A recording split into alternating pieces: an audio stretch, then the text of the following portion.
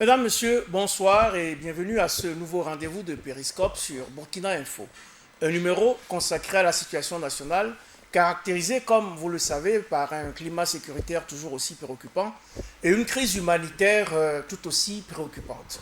Suite à l'attaque terroriste qui a frappé le 19 août dernier le détachement militaire de Koutougou dans le Soum, l'amertume habite les cœurs et les interrogations fusent de toutes parts. Comment sortir de ce cercle vicieux? Ismaël Diallo est politologue et ancien diplomate. Il est sur notre plateau. Bonsoir et merci d'avoir accepté notre invitation. Bonsoir. Également sur le plateau de Périscope aujourd'hui, Félix Kofi Ametepe, journaliste et enseignant des universités. Bonsoir, M. Ametepe. Bonsoir. Merci d'avoir accepté notre invitation. Merci. Mesdames, Messieurs, à nouveau bonsoir et merci de nous recevoir chez vous pour le 81e numéro de votre émission Périscope.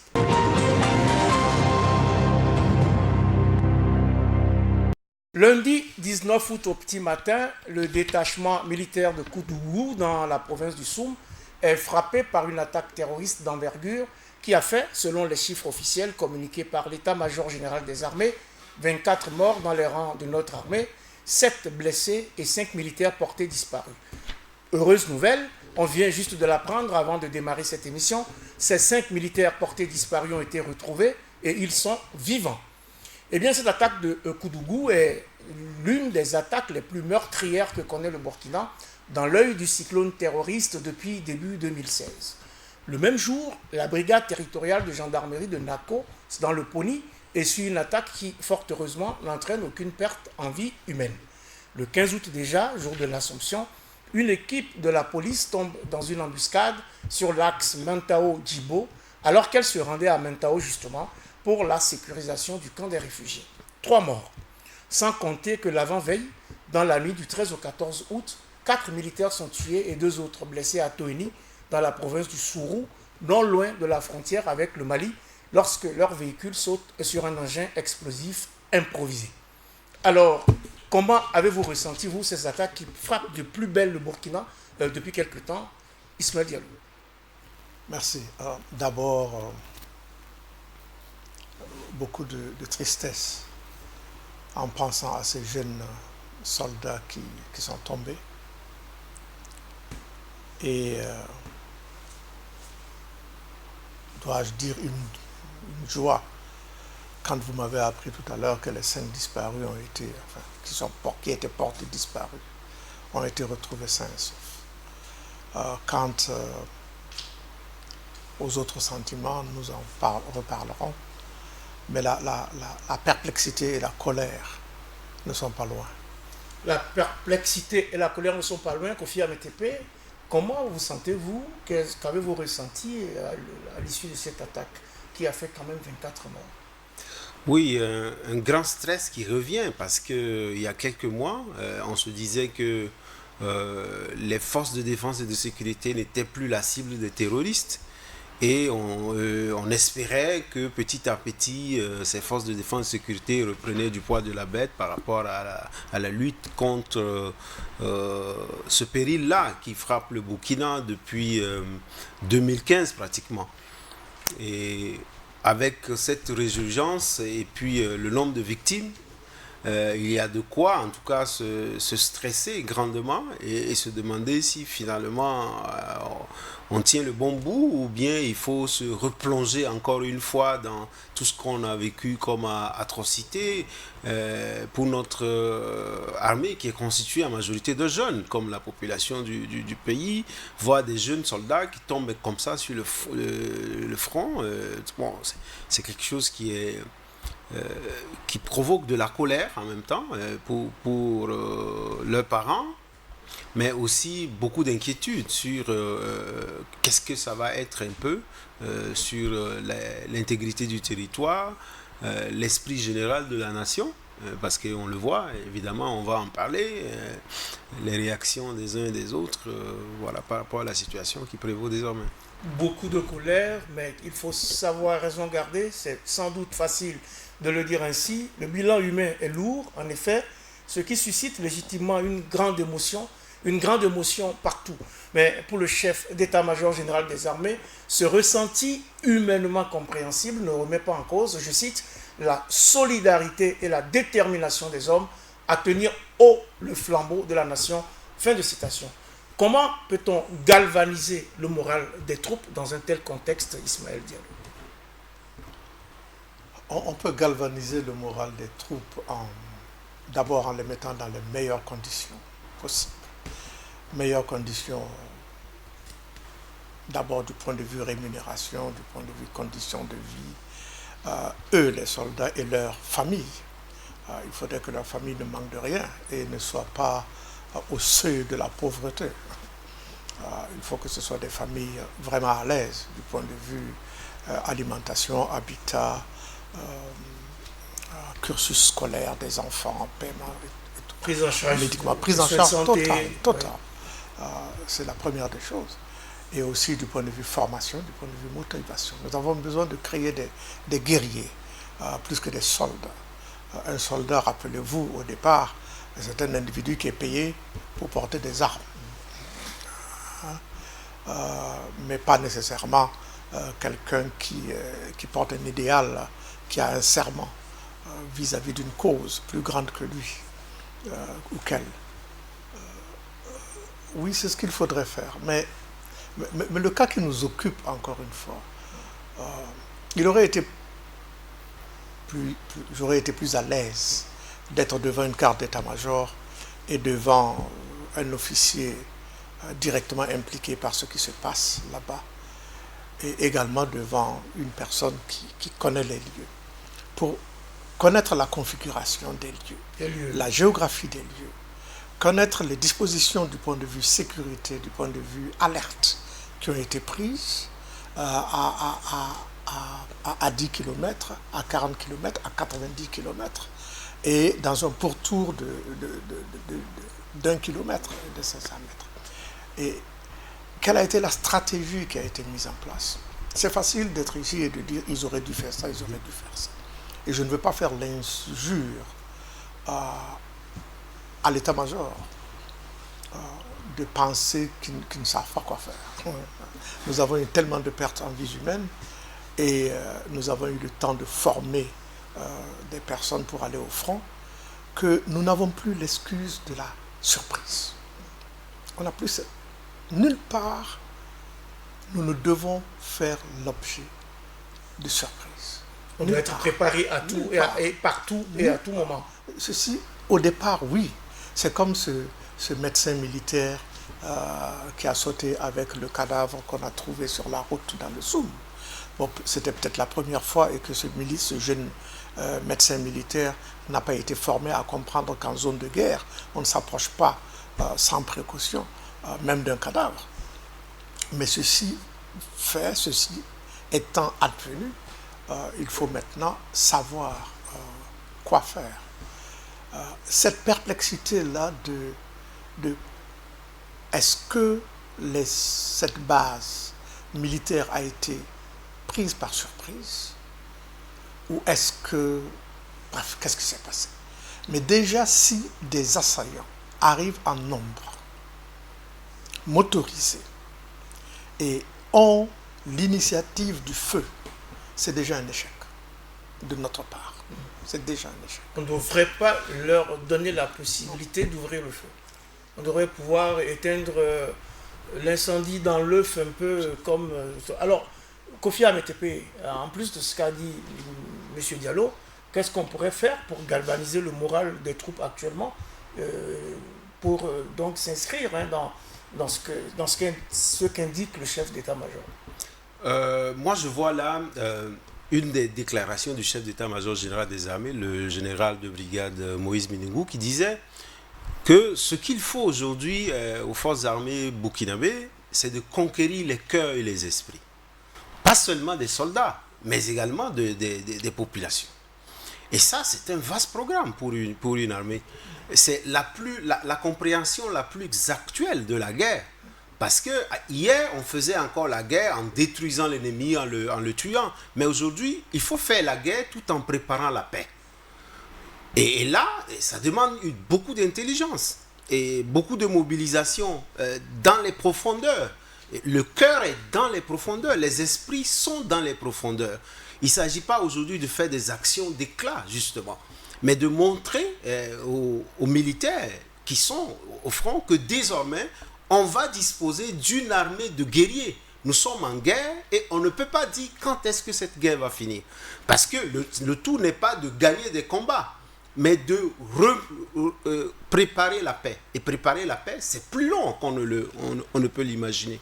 Aujourd'hui, on a l'impression justement que les Burkinabés ne se mettent pas dans cette perspective de dire que cette guerre que nous avons commencée depuis 3-4 ans maintenant va durer aussi longtemps que nous aurons retrouvé la paix, cette sérénité qu'on avait il y a 5 ans. Voilà, et ça, il faut peut-être multiplier ce temps par 3. Il faut multiplier ce temps par 3. Avant de retrouver la sérénité profonde. Pour ajouter à ce que vous avez dit tous les deux, il y a aussi la question matérielle, la logistique. Est-ce que nos soldats, parce que vous l'avez bien relevé, on ne sait pas, on n'a pas toutes les données, mais est-ce que de ce point de vue-là aussi, est-ce qu'il y a eu des faiblesses? Est-ce que la question matérielle n'est pas une question importante dans la conquête de la réussite ici? Ce que M. Amétepe a dit est essentiel. Nous ne pouvons pas gagner cette guerre si les populations, on n'aime plus dire le peuple, on dit les populations, si les populations ne sont pas avec les soldats, avec les guerriers. Et l'autre faiblesse que nous avons, c'est la formation et le mode opératoire de l'armée. Nous ne pouvons pas, dans cette guerre, continuer d'avoir des garnisons, des camps où nous mettons 60, 200, 300 soldats, entourés ou pas, et attendre que l'ennemi arrive. Non. Il faut se mettre dans la dynamique de l'ennemi. Il faut avoir des équipes légères, des commandos de 10 à 20 personnes, en moto, en véhicule léger. C'est un ancien policier qui parle. Voilà, peut-être bien, mais j'ai été, en ce temps-là, chargé de la surveillance du territoire et des renseignements généraux. Donc, et je ne suis jamais... Vous devriez reprendre du service dans ce domaine-là. On n'a pas besoin de mes services. Donc, je reste mais sage. ça, vous ne le savez pas encore. Je reste sagement où je suis. Et il faut donc s'adapter à cela. Il nous faut former des guerriers, de vrais commandos. Voilà pourquoi j'ai insisté au départ sur la condition matérielle, mentale, psychique, spirituelle du soldat et de tous ceux qui sont autour du soldat. Il faut que le soldat sente non seulement que tout est pris en charge et qu'il est entouré et qu'il est dans une mission solennelle. C'est extrêmement important. Et qu'il n'y a rien de plus important que ce qu'il fait. Il nous faut venir à admirer et avoir beaucoup de respect pour l'uniforme. Ce faisant, il faudrait bien entendu que dans le personnel en uniforme, on sorte toutes les brebis galeuses et que ce soit un personnel d'élite. Une fois qu'on aura des guerriers qui ont le même mode opératoire que les terroristes, que les ennemis, on saura non seulement les contrer, mais anticiper et aller au-devant d'eux.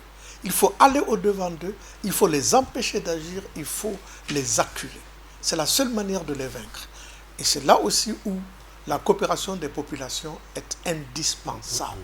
Mais quand vous avez une population qui dit « nous ne pouvons pas donner des informations parce qu'après nous sommes à découvert et nous sommes victimes », on nous tue parce que nous avons discuté avec des FDS. Ou alors ils disent « nous ne pouvons pas coopérer avec les FDS puisque eux-mêmes nous brutalisent, eux-mêmes nous violentent ». Alors, il faut tout revoir, c'est très important.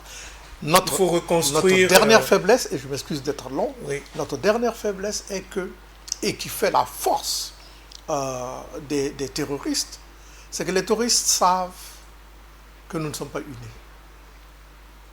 Ils savent qu'il y a un gouvernement, qu'il y a une opposition qui est surtout prête à critiquer le gouvernement. Il y a combien de leaders politiques qui font le tour du Burkina pour appeler à l'union, hein, et qui pour appeler à la citoyenneté. À la citoyenneté. Nous avons des syndicats qui sont plus prompts à demander des augmentations, et même d'autres qui exigent que le chef de leur bureau, de leur service ou de leur institution ne soit plus là. Des chauffeurs de camions qui disent aux propriétaires des véhicules qu'ils ne veulent pas de quelqu'un. On est où là? C'est incroyable. C'est la vieille chienlit tout cela fait le lit et ça fait la force, des terroristes, parce qu'ils savent que nous ne sommes pas unis et qu'il y a des failles partout dans lesquelles ils peuvent entrer. Il y a des failles partout, nous devons nous réunir, nous unir, nous écouter et aller de l'avant. Pour mémoire, l'attaque de Nassumbu, toujours dans la province du Soum, perpétrée en décembre 2016, avait fait 12 morts. En raison de son lourd bilan, 24 militaires tués, cette attaque de Koudougou ne vient-elle pas un peu démentir les propos du Premier ministre Christophe Joseph-Marie Dabiré, qui disait le 21 juillet dernier dans une interview à la télévision que, je cite, « Aujourd'hui, nous sommes satisfaits parce que les effets pervers des attaques sont moins élevés que les attaques qu'on avait il y a un an de cela. » Fin de citation, Kofi Ahmed. Non, ça ne dément pas. Mais en fait, comme le disait le doyen, on a pensé que la lutte contre le terrorisme était un peu comme une opération de maintien de l'ordre. Non. Il ne s'agit pas de déployer des militaires sur le terrain pour régler un problème.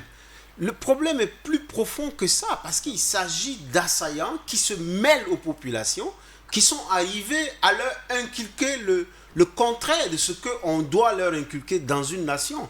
N'oubliez pas que ce sont les grandes guerres qui ont forgé l'esprit des grandes nations. Yes. Et donc, une guerre n'est pas un malheur, c'est une opportunité pour une nation qui se veut grande, qui veut grandir. Et donc, mais jusque-là, on ne semble pas avoir pris la mesure de la chose. Et donc, ce n'est pas une question de gagner des combats après des combats et de les comptabiliser. Ça ne sert à rien. Vous tuez 5 terroristes aujourd'hui, demain il y en a 8. Voilà, il faut réformer le système même de devenir citoyen. Le citoyen, bon là je suis obligé de reprendre un peu ma tunique de philosophe. Le citoyen, c'est celui qui prête une partie de sa souveraineté en termes de gestion de sa sécurité, juste une toute petite partie qu'il confie à une armée. Mais lorsque le citoyen se rend compte que cette armée-là n'a plus les forces nécessaires, le citoyen reprend son droit sur sa sécurité. Or, qu'est-ce qu'on remarque? Moi, à chaque fois que je vois des populations qui se déplacent, je me dis, mais c'est foutu dans cette zone. Parce qu'il ne peut pas avoir de victoire sans les populations. Nulle part dans le monde, on a vu une armée qui est allée rétablir la paix quelque part, sans d'abord s'appuyer sur les populations, redonner confiance à ces populations qui des fois sont même capables de prendre le devant des forces armées. Donc il faut qu'on arrive à cela. Et quand on voit des gesticulations de certains politiques qui sont dans cette logique de maintien de l'ordre, ce n'est pas juste une question de maintien de l'ordre. Il ne s'agit pas d'aller rétablir la sécurité. Non. Il s'agit de recréer les conditions de la sécurisation de cette partie du Burkina. Et c'est un travail de longue haleine. C'est une disposition d'esprit. Cela veut-il dire que les opérations qui ont été menées à l'Est et dans le Nord n'ont pas pour objet de rétablir cette sécurité? Non, sur le plan conceptuel, ce n'est pas une question d'opération. Il faut des opérations. Voilà. Donc on est dans la guerre. Et dans la guerre, on crée une situation. C'est une reconstitution de situation. Une reconstitution de situation, nous dit le philosophe Kofi Ahmed. On apprend d'ailleurs de plusieurs sources que l'attaque de Koudougou a été revendiquée par le groupe de soutien à l'islam et aux musulmans du Malien Yad Ad-Ghali. De toute façon, l'état-major général des armées a en outre indiqué, et je cite, qu'une vaste opération aérienne et terrestre de ratissage a permis de neutraliser de nombreux assaillants. Alors, vous l'avez souligné un peu tout à l'heure, Ismaël Diallo, n'est-on pas souvent dans la réaction plutôt que dans l'action? Ça ne m'impressionne pas, moi, qu'on ait tué 40 terroristes. On aurait pu en tuer 200. Ça ne change rien. Après-demain, il y en aura 300. Ce n'est pas le corps, l'individu qu'il faut tuer, c'est la pensée. C'est ce qui a amené... Comment on fait pour tuer la pensée? Voilà, c'est aller en amont et c'est ce que disait le professeur tout à l'heure, il faudrait qu'on s'y mette tous, les politiques, les syndicats, les étudiants, bref, tout le monde, qu'on se mette à parler chez nous, autour de nous, dans nos secteurs, dans les provinces, qu'il y a une urgence de se mettre ensemble, toute affaire cessante. Et que le plus important aujourd'hui, c'est de sauver le Faso. Ce n'est pas la démission du gouvernement, ce n'est pas l'augmentation des salaires, ce n'est pas... etc. etc. Ce n'est pas la démission, c'est pas... On va parler tout à l'heure des réactions politiques. Le plus important, c'est de sauver le Faso. Et sauver le Faso, il y a les actions ponctuelles confiées à l'armée, certes, laquelle aussi, et vraiment, je suis désolé de donner le sentiment ou l'impression que je suis en train de critiquer ce qu'elle fait, mais n'ayant pas d'informations sur sa manière d'agir et apprenant tout le temps que c'est elle qui est attaquée, la première, je suis obligé de me poser des questions sur la qualité de sa stratégie de lutte contre les terroristes. Il y a une manière, j'ai vu comment agissent les terroristes au Libéria, en Sierra Leone et ailleurs. Donc, les méthodes conventionnelles sont totalement outdated, totalement à oublier ça, totalement. Et je me rappelle en 1984 avoir suggéré à Blaise Compaoré que nous revoyions totalement, de fond en comble, notre conception de l'armée nationale, de la casser telle qu'elle est et d'en faire des unités spécialisées dans différents domaines. Des unités les plus autonomes possibles, mais vraiment d'excellente qualité pour ce faire. Il est vivant, il peut me dire, il peut confirmer ce que j'ai dit. Mais il m'a probablement pas répondu parce qu'il se demandait ce que je connaissais en opération militaire. Il faut donc travailler sur le mental et puis nous remobiliser pour construire la nation à travers donc une union des forces. Mais justement, quelles sont les solutions qui s'offrent au Burkina? On l'a un peu décliné, bien entendu. Et d'ailleurs, le dialogue politique a également esquissé quelques pistes à travers des recommandations. Quelles sont aujourd'hui, au lendemain de cette attaque d'envergure, les solutions qui s'offrent au Burkina pour s'en sortir? Lorsque moi j'ai lu par exemple les déclarations des principaux partis, j'ai senti en tout cas qu'il y a eu quelque chose qui a changé. Que ce soit au niveau du CDP, de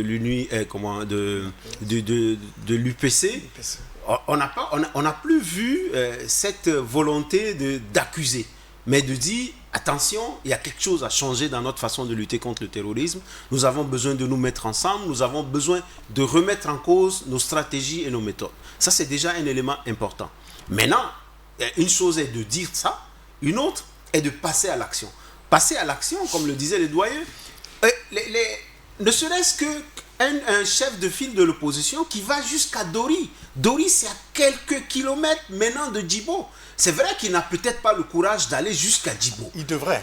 Oui, pas pour le moment, on ne va pas lui en vouloir. Mais si, moi j'en veux. À ceux qui on ne va pas rester à Ouaga. Ils veulent être des leaders. Il faut que des jeunes il y a des risques à prendre. Montrent. Parce que lorsque des populations... En même temps, vous ne savez pas s'il n'y est pas allé. Non. Je ne dis pas... On l'aurait médiatisé. Je ne dis pas au niveau de cette attaque-là ou au lendemain de cette attaque, mais il y est sans doute. Il est allé jusqu'à Abidjan. Mais pourquoi le cacher aujourd'hui? Pourquoi le cacher? Dans le Nord, on n'a pas besoin. Non, même les jeunes, toutes nos manifestations doivent converger vers là. Il ne faut pas que des populations fuient vers Ouaga. Il faut que les gens de Ouaga montrent que chaque Burkinabé qui se trouve dans la province du Soum, ceux qui habitent à Koudougou ou à Nassumbu et à Togomaël, à Djibo, oui, nous sommes solidaires d'eux, non pas seulement en leur donnant des choses, mais en montrant que à chaque fois et chaque jour que Dieu fait, nos cœurs battent ensemble et que nous pensons comment faire pour sécuriser la zone complètement. Alors c'est une alchimie à réussir, en tout cas pour le président du Faso, qui a réagi à cette énième attaque au sortir d'un conseil de défense. Il n'est pas question de céder aux terroristes, mais de se mobiliser pour gagner la guerre, même si on perd quelques batailles. Je vous propose d'écouter le chef de l'État burkinabé qui salue au passage l'engagement des forces de défense et de sécurité dans ce combat difficile. Je voudrais à ce stade saluer et présenter mes sincères condoléances à toutes les familles qui sont concernées. Je voudrais également saluer le martyre de ces hommes qui se sont battus dans le cadre de la défense de la patrie. Comme je l'ai dit, la guerre contre le terrorisme est une guerre de longue haleine. Et dans cette guerre, nous gagnerons des batailles, nous en perdrons, mais ce qui est important, c'est que nous puissions gagner la guerre.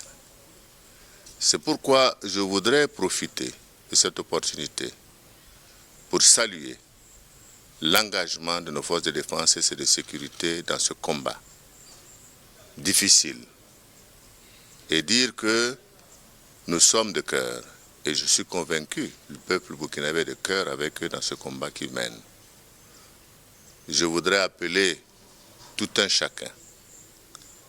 C'est vrai, c'est une question qui nous touche émotionnellement, mais au-delà de l'émotion, ce qui est important, c'est que nous devons réaffirmer notre solidarité, notre accompagnement, notre soutien aux forces de défense et de sécurité dans ce combat qu'ils mènent dans l'intérêt de notre pays et du peuple burkinabé en général. Dans ce combat, a dit Roch-Marc Christian Kaboré, nous devons témoigner de notre solidarité. Dans cette guerre contre le terrorisme, nous gagnerons des batailles, mais nous en perdrons aussi. Le Burkina a-t-il donc perdu la bataille de Koutougou et attend de gagner la prochaine, Ismaël Diallo? C'est évident qu'on a perdu cette bataille de Koutougou. Et on l'a perdu comment?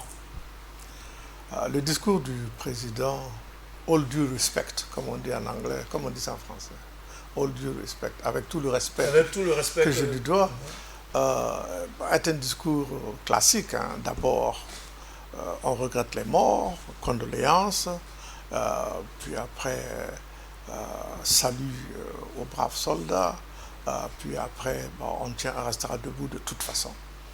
On ne reculera pas et on gagnera. Mais qu'est-ce qu'il y a d'extraordinaire dans cette situation extraordinaire? Je n'en vois pas. Et c'est dommage. Et gouverner, dit-on, c'est prévoir, n'est-ce pas? C'est anticiper. Est-ce qu'il y a de l'anticipation depuis janvier 2016? Si oui, on ne le sent pas en tout cas.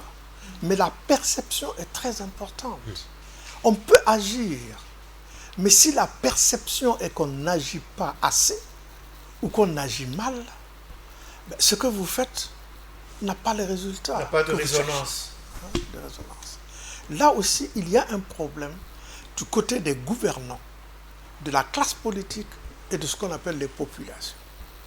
Les populations et l'homme de la rue, le citoyen lambda comme on l'appelle, n'ont pas le sentiment qu'il y a un engagement franc et qu'il y a une profonde connaissance de ce qu'il faut faire et où on va et comment on y va. Ça pose problème. Comment voulez-vous que d'autres s'engagent s'ils ne sont pas sûrs de où vous allez et comment vous y allez? Comment s'engager si on ne sait pas où on va, ni comment on y va, Félix Kofi Ametepe? Oui, l'engagement suppose justement qu'on sait ce qu'on veut transformer, et à partir de ce moment, on mobilise ses énergies pour le faire. Et si jusque-là, justement, on n'arrive pas à mobiliser tout le monde autour de la cause, qui est cette guerre contre ces forces dites du mal, évidemment, c'est parce que l'action collective n'est pas transparente pour tout le monde. il y a des gens qui ne le perçoivent pas. On attend que des malheurs comme cela arrivent pour essayer de surfer sur les émotions, mais ça ne passe pas parce que juste le lendemain, le président il est tout seul et il y a plusieurs personnes qui prennent la parole en même temps et puis bon, après quelques jours, on reste dans l'émotion. Mais après, on fait quoi? Est-ce que désormais on se dit, bon, plus aucun soldat ne tombera dans la province du Soum? On ne demande pas de dévoiler toute la stratégie, mais il y a des zones qui doivent être considérées aujourd'hui comme des zones où on a perdu la bataille, mais on n'en perdra plus jamais là-bas. À la limite, on va jusqu'au serment, parce que c'est ça qui fait la force armée. Comme je le disais aujourd'hui, on doit sentir dans le discours, dans le comportement même de ceux qui représentent le peuple, à tous les niveaux, qu'on est engagé, mais il y a des moments, regardez un petit peu ces dernières semaines, on avait l'impression que tout avait relâché. Et les grèves ont repris le dessus, il y avait plus d'occasions festives, et on n'a pas vu. Et donc, lorsque quelqu'un veut vous faire du mal, lui, on a l'impression que les terroristes sont beaucoup plus aguerris que nous. En réalité, on a le sentiment que nous, on doit changer, mais qu'on ne change pas non plus. Et qu'eux, ils ont une feuille de route. Voilà. Et que nous, c'est quand ils frappent que maintenant, on se rend compte qu'il faut qu'on se ressaisisse. Non. Aujourd'hui, on doit sentir dans l'air qu'on respire qu'on est en guerre. Or, malheureusement, ce n'est pas ce qu'on sent. Alors, on parle beaucoup des 24 militaires tués du côté burkinabé. On ne parle pas assez des assaillants qui ont été tués. Vous avez dit tout à l'heure que c'est pas ça le plus important, mais tout de même, est-ce qu'il n'y a pas eu quand même là une réponse qui a quand même donné des résultats? Ismaël Diaf. Encore une fois, ça ne m'impressionne pas ça. Au lieu de faire une réaction, une riposte qui va tuer 40, il fallait tuer ces 40-là avant qu'ils ouvrent avant qu'ils ouvrent le feu. Même un seul militaire burkinabé qui tombe, c'est déjà trop. Si cette réaction a été si rapide et qu'ils ont pu les rattraper par air et terre et arriver à engager un combat et tuer 40, ça veut dire qu'ils étaient assez près et qu'ils n'étaient pas loin. Assez près, je veux dire. Ils avaient les moyens d'agir. Alors pourquoi ont-ils donc attendu que ces gens arrivent et tuent autant pour réagir? Il y a quelque chose qui m'échappe. Mais encore une fois, je ne peux pas leur faire l'injure de penser qu'ils ont une mauvaise stratégie. Je ne veux pas penser cela. Je ne veux pas aussi penser qu'ils ont été surpris. Parce que ça, ce serait totalement inadmissible que le chef d'état-major, le ministre de la Défense, le ministre de la Sécurité devraient démissionner. Parce que c'est inadmissible, on ne peut plus être surpris. Nulle part au Burkina par des terroristes. Vous parlez aussi de démission, Ismaël Diallo. Oui, je parle de démission parce que là, au moins, ils sont à la tâche, ils sont au front. C'est à eux de prouver que cela ne peut pas arriver. Quant à la démission du gouvernement, c'est autre chose, on pourrait en parler. Alors, justement, le fait que, quand même... Pas du gouvernement, du président, a-t-on dit. Du président, a-t-on dit. On en viendra. Le fait est qu'au plan comptable, les chiffres de cette guerre imposée au Burkina sont des plus alarmants. Selon un bilan officiel établi en juin dernier par le ministère de la Défense nationale et des anciens combattants, le pays des hommes intègres a subi du 4 avril 2015 au 16 juin 2019 283 attaques terroristes qui ont fait 524 morts et 308 blessés. Rien que pour l'année 2019, on dénombrait déjà 97 attaques terroristes, dont 26 ont ciblé les forces de défense et de sécurité. Bien entendu, il faudra actualiser ces chiffres avec les attaques subies ces dernières semaines et jours depuis la mi-juin 2019. Un tableau véritablement sombre, Félix Kofi-Amétébé. Oui, même s'il n'y avait qu'un seul militaire tué, le tableau est déjà suffisamment sombre parce qu'en face, on n'a pas affaire à une armée constituée. C'est des gens invisibles qu'on ne perçoit pas, on ne sait pas où ils se trouvent. Et donc, à partir du moment où on a fait une opération assez importante à l'Est, avec l'opération Tampoinou, on s'attendait à ce qu'on tire des leçons de ça et que la présence soit beaucoup plus effective. Aujourd'hui, on est toujours dans une région qui est en état d'urgence, couvre-feu permanent, donc on ne peut pas comprendre que ces gens puissent venir jusque dans un camp militaire, ouvrent le feu et tuent autant de nos hommes. Donc, je pense qu'il y a peut-être lieu de surpasser les émotions et d'engager des actions d'envergure. Hein, au point que... Ça fait 4 ans, Kofi ABTP, qu'on parle de retourner la situation, d'engager des actions, de changer la donne, de terroriser les terroristes. Oui, 4 ans, ça paraît peut-être long, mais quand vous n'aviez pas une armée de guerriers, on avait des soldats, on avait pratiquement des salariés qui portaient juste des armes. Et faire des défilés. Voilà, ils n'étaient pas dans cette situation-là. Donc c'est maintenant qu'on va construire cette armée. Oui, mais on doit construire l'armée dans l'épreuve. Nous devons pleurer. Il faut que les populations le ressentent. Qu'on sente que nous sommes en train de faire désormais une armée de guerriers. C'est ainsi que demain, on pourra leur demander plus de comptes. Alors justement, Ismaël Diallo, il faut que les populations le sentent. Est-ce que vous avez le sentiment que ces populations perçoivent qu'il y a une donne qui doit leur imposer un changement de mentalité, que le paradigme a changé et qu'il faut qu'eux-mêmes, ils changent par rapport à la situation nouvelle que nous vivons? Je reçois des appels presque chaque jour. De la région du Djelgodi, du Soum, de l'Oudalan, du Seno et d'ailleurs. Et aujourd'hui, quelqu'un m'a appelé pour me dire, à Dedori, pour me dire cet après-midi, nous venons d'enterrer les soldats qui ont été tués avant-hier. Je lui ai demandé pourquoi est-ce qu'ils ont été enterrés à Dori. Alors, il m'a dit qu'il ne sait pas, mais en tout cas, et je lui ai demandé qui était venu du Ouaga. Parmi les personnalités, il m'a dit qu'il ne sait pas. Bref, ceci dit, je ne sais pas comment répondre à votre question. Pour encore une fois ne pas donner l'impression que je pense que le pouvoir se fourvoie. Je ne veux vraiment pas penser cela. Je ne veux pas penser cela parce que je ne peux pas m'imaginer que des officiers supérieurs ne sachent pas comment faire la guerre. Je ne peux pas m'imaginer ça. Je ne peux pas m'imaginer que des personnes qui ont accepté d'être au gouvernement, à la sécurité, à la défense, à la primature, n'aient pas défini des stratégies pour lesquelles on voit déjà des résultats probants. Et qu'on continue jour après jour à être surpris, à avoir des morts parmi nos soldats, et devoir simplement réagir et ne pas savoir où sont les foyers d'où partent les terroristes et attendre qu'ils viennent. Que cela se passe les 3, les 5 premiers mois, d'accord, mais pas 4 ans après. J'ai un problème avec ça. Oui, je parle aussi des population. Vous dites qu'il ne faut pas dire population, mais je parle aussi de nous autres, de nous tous. Est-ce que vous avez le sentiment qu'il y a un changement de mentalité par rapport à cette situation nouvelle que nous vivons? Pour ceux que j'appelle me disent non. Quand il y a eu,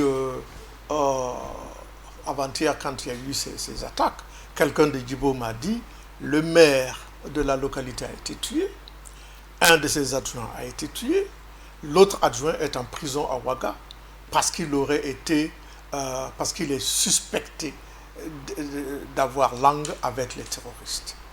Mais que lui pense que c'est une fausse accusation. Maintenant, où ça en est?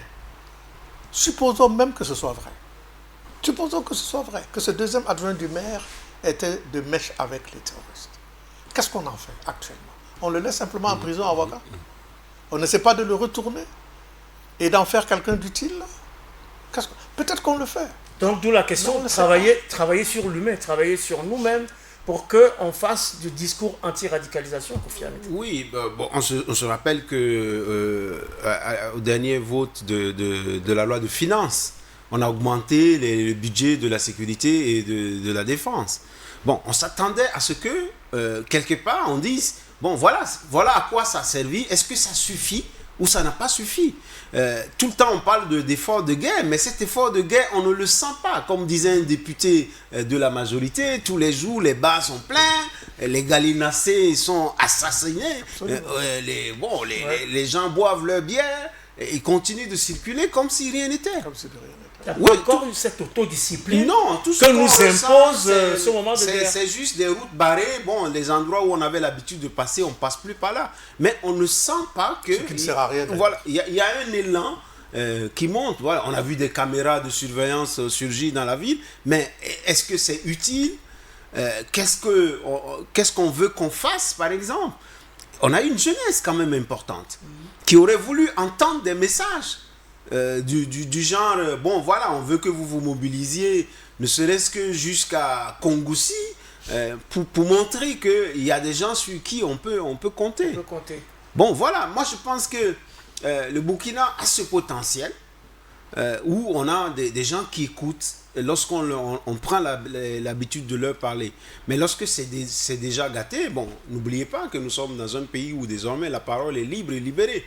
Un peu trop. Oui, un peu. Et que chacun dit, mais il faut, mais c'est à partir d'une nouvelle éducation civique qu'on peut reconquérir les cœurs et les esprits, voilà, pour les mobiliser vers donc cette guerre-là qui nous a déjà pris 4 ans. N'oubliez pas que les plus longues guerres ont été les guerres mondiales, et on est presque en train d'arriver au nombre d'années. La durée de cette guerre-là. 2015-2019, ça fait long. Travailler sur les cœurs, travailler à changer les mentalités sur les cœurs. Le tableau est sombre, on l'a dit, et ce tableau a fait réagir les partis politiques de l'opposition qui ne s'embarrassent plus pour réclamer hic et nouk la démission du gouvernement. Vous l'avez effleuré tout à l'heure, est-ce la solution selon vous? La démission du gouvernement, pour mettre qui à la place qui va faire les choses différemment? Si c'est pour mettre quelqu'un d'autre qui va faire la même chose, à quoi ça sert? On a remplacé le premier ministre du pouvoir, Roch-Marc Christian Kaboré, par un second. Qu'est-ce qu'il y a de changé, de fondamental? Rien. J'aime bien M. Dabiré, que je connais et pour lequel j'ai beaucoup de sympathie, mais honnêtement, je ne vois pas de changement fondamental. Alors franchement, à quoi ça servait? Simplement parce que tout le monde était... il y avait tellement de charges sur son prédécesseur qu'il fallait changer. Mais après. Donc on va changer le gouvernement pour mettre des gens qui vont faire la même chose, qui vont toujours avoir des séminaires, avoir des inaugurations, avoir des projets. À quoi ça sert? Si les gens demandent de changer, c'est pour qu'on ne fasse plus la même chose. Oui, mais alors, qui le président va mettre pour vraiment montrer qu'il change? Il faudrait que ce soit lui-même qui dise d'abord, je vais changer de stratégie, je vais changer de façon de gouverner. Il faudrait que ce soit lui qui le dise et qu'il mette des personnes adéquates pour cela. Mais s'il va changer simplement pour changer de personne et que ce soit la même chose, à quoi ça sert? Donc il faut changer de stratégie, mais si l'Union pour le progrès, le changement à l'UPC demande à Roch-Marc Christian Kaboré de nommer un nouveau gouvernement, donc il maintient le président, il estime qu'il doit poursuivre son mandat, le Faso autrement, lui, s'en prend en plus directement à la personne même du président du Faso à qui il demande de démissionner, Félix Ahmed. Oui, comme je disais, la parole est libérée. On peut permettre les démagogies les plus extrêmes. C'est complètement démagogue. Vous pensez que c'est démagogique de demander la démission du président à l'heure actuelle? Ah oui, sans rien proposer à la place. Parce que quand on est un chef de parti responsable, aujourd'hui, face au terrorisme, dites-moi quel pays est capable aujourd'hui de dire « Nous, on a une équipe qui peut aller combattre le terrorisme dans un délai record ». Il n'y en a pas. Donc, il ne faut pas jouer à ce jeu. Parce que le tout, ce n'est pas de changer les hommes. C'est d'abord d'avoir une bonne stratégie. Et donc, c'est dans la proposition qu'on les attend. Ils peuvent le dire, on peut demander la démission.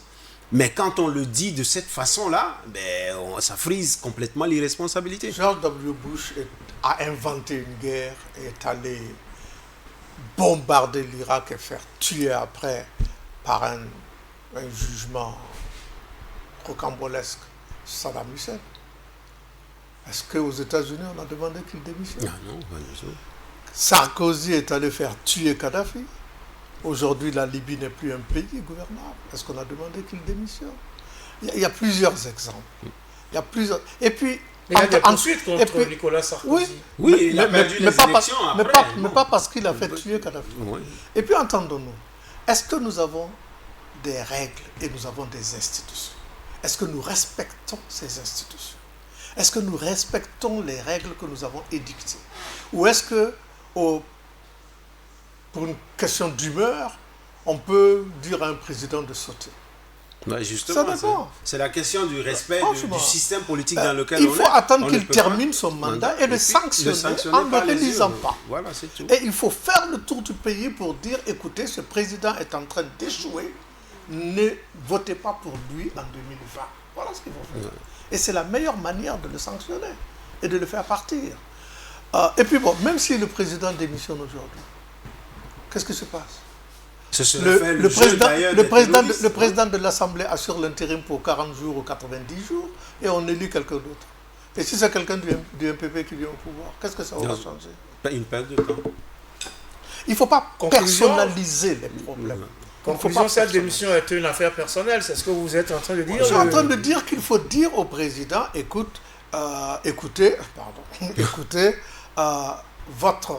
votre stratégie, votre concept, Gouvernance. votre gouvernance, en un mot, ne donne pas ses fruits. Changez votre fusil d'épaule, c'est bien de le dire. En effet. Changez Parce votre- qu'on a bien besoin de changer de Changez votre fusil d'épaule en concept, en stratégie et en personnel qui sont aux affaires. Sinon, 2020 arrive, quel que soit ce que vous ferez, argent ou propagande, ben vous ne serez pas réélu. Vous ne serez pas réélu. D'ailleurs, le président du Faso autrement enfonce le clou avec le récent dialogue politique entre la majorité présidentielle et l'opposition. Il estime que ce dialogue politique est un simulacre. Pourtant, tout le monde a apprécié la qualité des échanges au cours de cette rencontre qui s'est tenue Tout du le monde, 15 vous êtes sûr? enfin, la majorité des personnes, en tout cas, du 15 au 22 juillet, ainsi que les recommandations qui en sont issues. N'est-ce pas, Félix Kofi Ahmed? Non, il faut bien comprendre le président du Faso autrement, parce que M. Ablassé Ouedraogo, aujourd'hui, est le seul homme politique qui n'est ni de l'opposition, ni de la majorité. Non, il se réclame de l'opposition. Non, pas du tout. S'il se réclamait de l'opposition, ce qu'il a fait là est une indiscipline vis-à-vis du chef de file de l'opposition de demander sa démission. Il demande la démission. Démission Il dit de que tout le le chef monde. de file Donc, de l'opposition finalement- n'est plus légitime pour Oui, mais pour ça, c'est diriger des l'opposition. questions qui se discutent au sein du chef de file de l'opposition qui est désormais une institution. Il ne faut pas sortir dehors pour crier au loup contre tout le monde. Donc, moi, je pense que ce n'est pas de ça qu'on a besoin aujourd'hui. On est tous d'accord que ce qui se passe sur le terrain, que ce soit dans le domaine du développement, de l'éducation, de la santé, de la sécurité et de la défense du pays, il y a des problèmes. Il y a des problèmes, ça, on ne peut pas le nier. Ce serait faire de la démagogie que de nier cette réalité-là. Et donc, mais jouer son rôle d'opposant, c'est arriver à soit proposer des solutions ou aller vers les populations pour les préparer, donc à se préparer pour le changement. Mais que de rester à Ouaga... C'est ce qui a été fait en France avec Hollande. Les hommes politiques et l'opinion a tellement travaillé contre lui qu'il s'est convaincu lui-même qu'il n'avait aucune chance de d'être gagner. Voilà. Donc, c'est il ne s'est pas parti. présenté. Sarkozy Voilà a un perdu exemple. les Mais élections. on ne lui a pas dit de démissionner avant la fin de son mandat. Tout à fait. Oui, mais il avait dit qu'il inverserait la courbe du chômage et il n'y est pas Il n'est arrivé. pas arrivé, donc il a tiré toutes les Il a conséquences. pris ses Non, ce qui responsabilités. est important, c'est de respecter nos institutions et ce que nous avons décidé. Nous sommes en démocratie, nous élisons un président pour 5 ans. À moins qu'il tombe sous le coup de ce qui est prévu dans la Constitution, il ne doit pas démissionner. Il ne doit pas démissionner. On doit au contraire... Il y a des raisons, il y a des causes qui invitent sa démission. Est-ce qu'il est dans un de ces dans un de ces prescrits-là? Hein? S'il est dans un de ces prescrits, oui, on peut saisir qui du droit, le Conseil constitutionnel ou n'importe qui, pour exiger sa démission. Mais si ce n'est pas le cas, ça ne peut pas être une simple opération politicienne. Ça ne peut pas être une simple opération politicienne. Je reviens à ce dialogue politique qui a quand même recommandé, je cite, de renforcer les capacités matérielles, financières et humaines des forces de défense et de sécurité, d'élaborer et d'adopter de façon participative et solennelle un pacte patriotique national, de renforcer le climat de confiance entre les forces de défense et de sécurité et les populations. Il y a beaucoup d'autres recommandations, comme l'appel à l'instauration d'une contribution financière patriotique de toutes les composantes de la nation pour soutenir les efforts des forces de défense et de sécurité, ou encore l'implication des sociologues, historiens, anthropologues, ethnologues, hommes de culture et personnes expérimentées dans la réflexion sur le problème sécuritaire et dans la recherche de solutions. Alors, tout cela vous semble-t-il aller dans la bonne direction? Absolument. On est dans la bonne direction, mais pour une fois, ce dialogue est terminé. Il y a déjà quelques semaines. Hein. Oui, il y a un mois. Il y a un mois, voilà. Il y a déjà quelques semaines. Et c'est ça qui pose problème. Ce n'est pas les bonnes idées qui manquent dans ce pays, c'est les bonnes actions. On a un catalogue de recommandations, mais on attend oui, toujours... après on attend qu'il y ait Koutougou, 24 morts, et puis on ressort les recommandations. Non, c'est pas ce qu'il faut faire. Et on a l'impression qu'on attend trop. Et à force d'attendre, les autres continuent, en tout cas de s'aguerrir sur le terrain. Ils conquièrent le cœur de nos populations par la peur, parce que c'est ce que recherche le terroriste. Exactement. Oui, ils ont inoculé tellement la peur qu'aujourd'hui, il y a des gens même qui ont peur de dire qu'on est capable de vaincre la peur. C'est ça. Et c'est ça qui est dangereux. Des gens qui ont peur de dire qu'on est capable de vaincre la peur. En tout cas, il y a eu beaucoup de morts, beaucoup trop de morts également. Énormément de personnes déplacées qui fuient justement ces violences et les conflits communautaires et qui sont apparus depuis janvier 2019 ou un peu plus loin que ça, qui se sont donc intensifiés au fil des mois. Comment jugez-vous là aussi cette crise humanitaire qui est venue se greffer à la grave crise sécuritaire que vit le pays? Ce pays est en train de se déliter. C'est français, ça se dit? Oui, il est en délitement, vraiment. Mais est-ce qu'on s'en rend compte?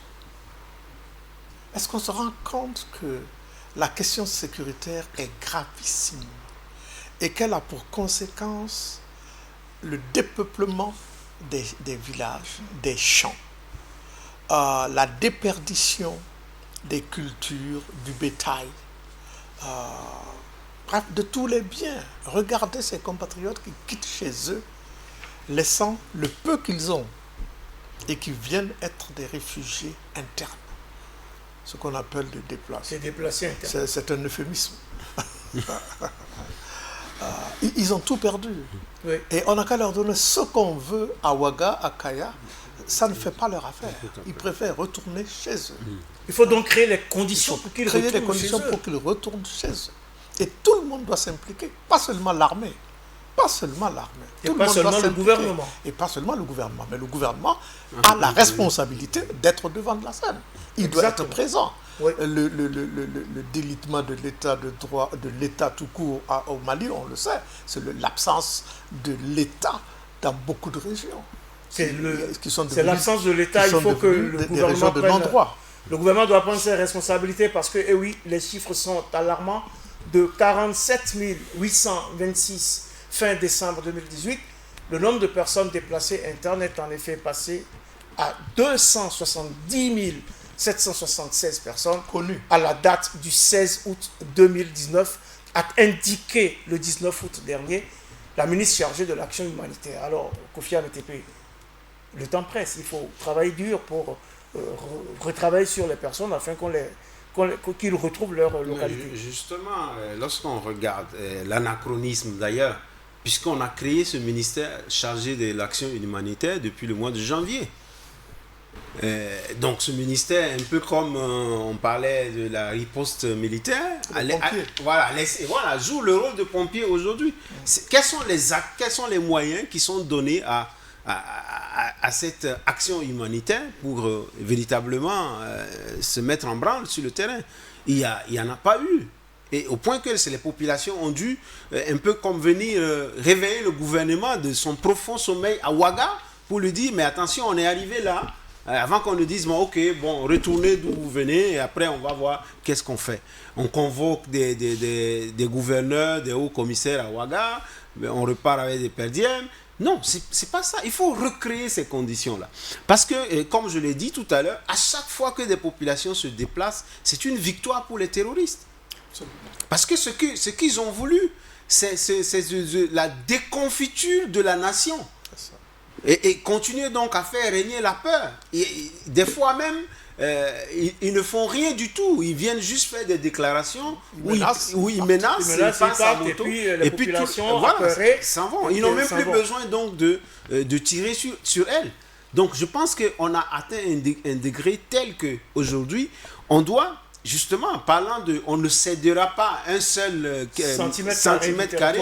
Il faut reconstituer les centimètres carrés où les populations ne sont plus.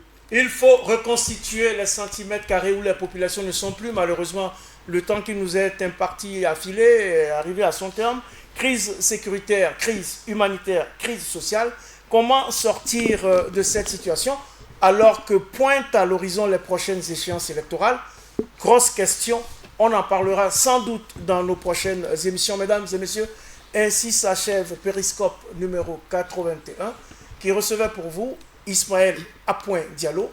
Il est politologue et ancien diplomate. Merci, M. Diallo, d'être venu et merci pour vos éclairages.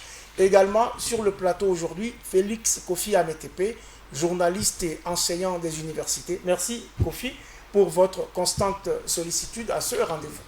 La réalisation de cette émission porte la griffe de Peggy Sanogo, que je remercie, ainsi que l'équipe technique qui l'a soutenue aujourd'hui. Ismaël Amadou était à la caméra, Rosalie Sawadogo au son, Aimé René Bassenga s'est occupé des synthés et du prompteur. Jonas Yameogo était là, il a assuré la diffusion de cette émission. Merci à tous les autres qui m'accompagnent chaque semaine dans la présentation de cette émission, sous la houlette de Jean Fofana à la technique et de Valérie Zongo à la production. Merci également à Théophane Ouedraogo pour la programmation. Mes invités et moi avons été maquillés par Samiratou Ouedraogo. Merci à Bernadette Dao à Bamako et à Perzo Anago à Cotonou. Merci également à vous toutes et à vous tous pour votre fidélité à ce rendez-vous de Burkina Info. Et n'oublions pas de prendre soin les uns des autres, surtout en ces temps troublés où chaque matin que l'on découvre est une grâce infinie et chaque manifestation de solidarité une victoire. Mais prenons également date pour le prochain numéro de Périscope, même jour, même heure, sur la chaîne qui vous donne les clés du monde.